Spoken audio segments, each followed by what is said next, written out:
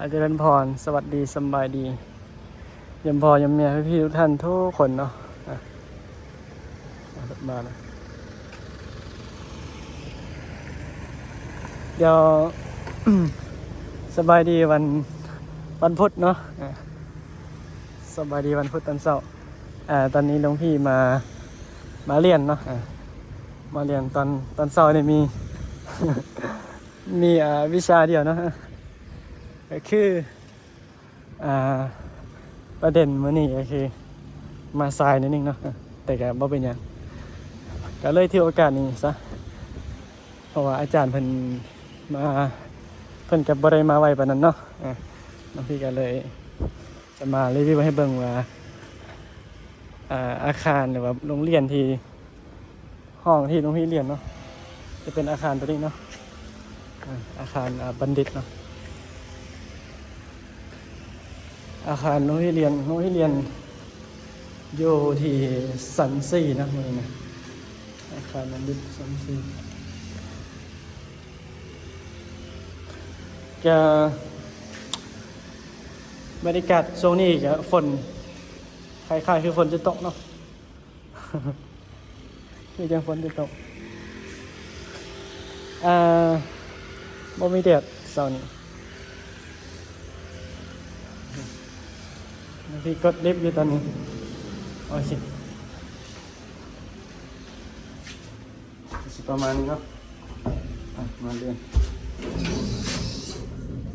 สันซี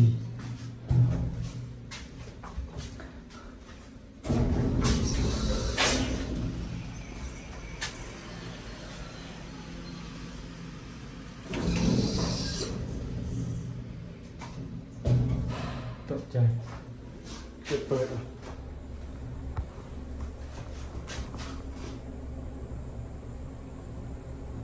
โอเค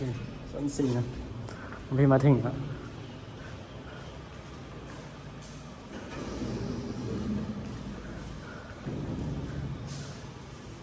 แม่นวะ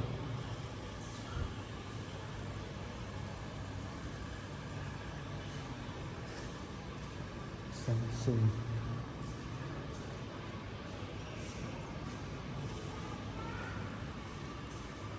เดี๋ยวนะก็คือแม่นวะ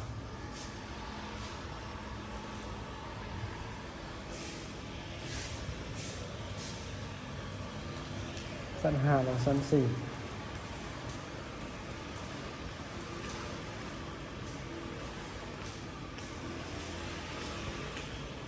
ประมาณนี้น่าจะยังไงเหมือนน่าจะเป็นทึกนะเดี๋ยว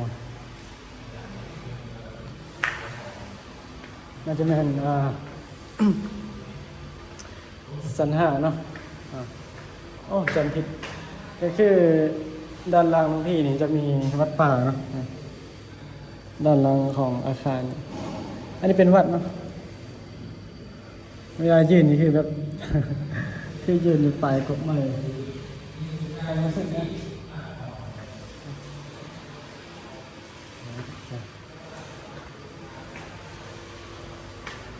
นี่พอนี่พอไหม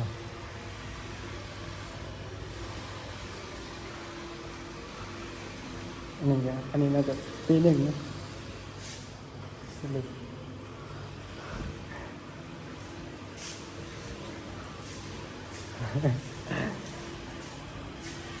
อันนี้คือปี1ครับ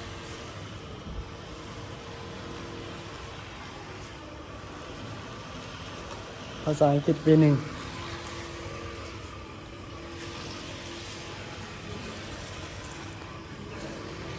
อันนี้นะ4อาคารเขาเรียกว่าอาคารบัณฑิตเนาะอาคารบัณฑิตก็คืออาคารของปริญญาโทกับปริญญาเอกเนาะคนเรียน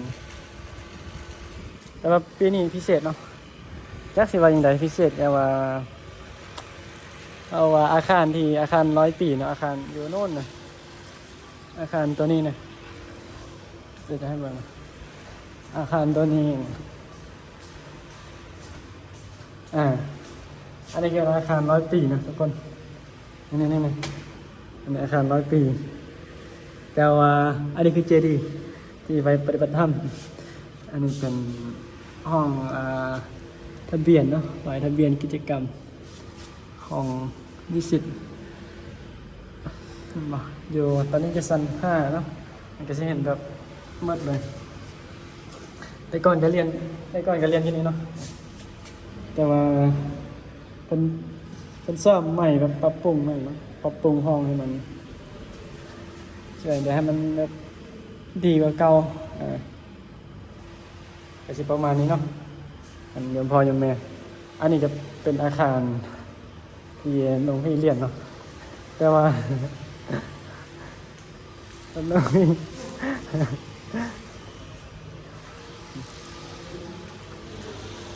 แสดงว่า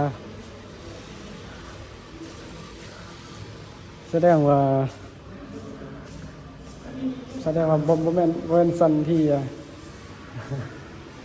แสดงว่าบ่แม่นสันนี้สัน4นะแต่ว่าปกติลุงที่จะเรียนชั้น5เรียนในห้องนั้นวิชาแต่ว่ามื้อนี้น่าจะเรียนอยู่ชั้น4นะคิดว่า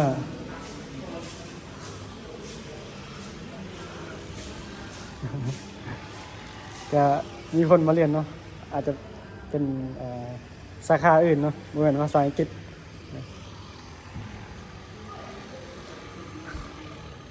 นี่จะเป็นวิวอยู่มุมสูงเนาะเบิ่งจะเห็นประมาณนี้ของมจร.ขอนแก่นเนาะเดี๋ยวพ่อยมแม่ทุกคนมันจะรีวิวไปเลยห้องเนี่ยอาจารย์บอกมาวันนี้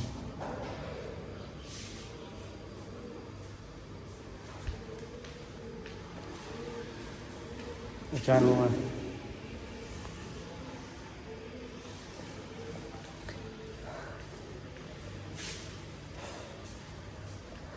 ให้เป็นด้านข้างเนาะก็จะเป็นแบบโอ้อากาศดีขนาดบ่เห็นทุ่งนาพอโอ้สุดยอดด้านหลังมจร.ขอนแก่นนี่โอ้มีหอดทุ่งนามีป่าเขียวปานว่าเชื่อไหนมันอยู่ป่าเนาะก็ดีอากาศดีอากาศเห็นบ่ทุกคนเห็นทุ่งนาบ่ทุ่งนาข้างมจร.โดดเที่ยวนะส่วนกำลังเป็นดำนาแล้วนะประมาณนี้จะเป็นหนังสือนะทุกคนห้องเรียนจะเดี๋ยว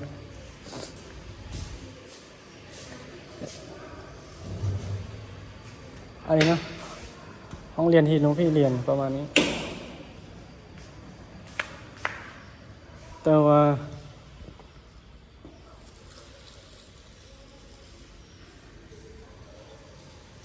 อาจารย์รถไฟอาจารย์โมมาเมื่อนี้ประมาณนี้เนาะมันเป็นวันเรียนของห้องเรียนของป.โทเนาะแต่ว่า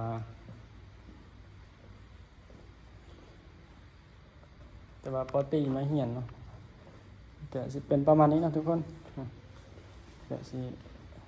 แบบมีทันสมัยแบบใส่คำว่าลูลาแบบโอ้งามเนาะทุกคนว่าอย่างไรจานมาเดี๋ยวเรามาเถอะนะข้างในห้องเรียนเนาะอาจจะเป็นประมาณนี้อำนวยความสะดวกดีแบบดีเลยอ่ะ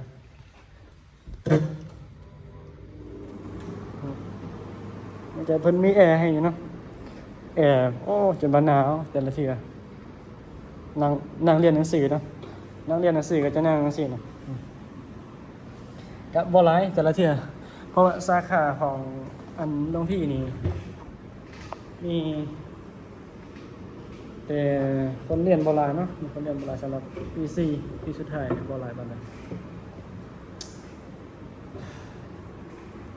ก็มื้อนี้ก็ถือโอกาสหรือว่า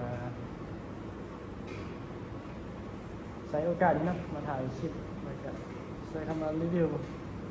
แต่ว่ารีวิวก็บ่แม่นนะมันใหญ่นะหมดตลอดเนี่ยมันใหญ่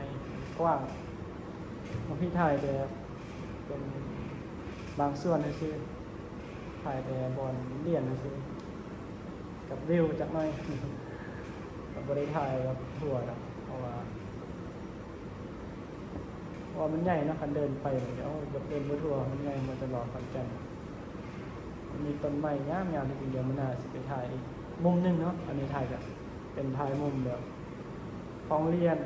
อาคารแต่สิกาจะได้ปิดคลิปไปเพียงเท่านี้เนาะทุกคนเจอกัน EP หรือว่าคลิปต่อไปก็ว่ากันใหม่เนาะขอบคุณหลายๆที่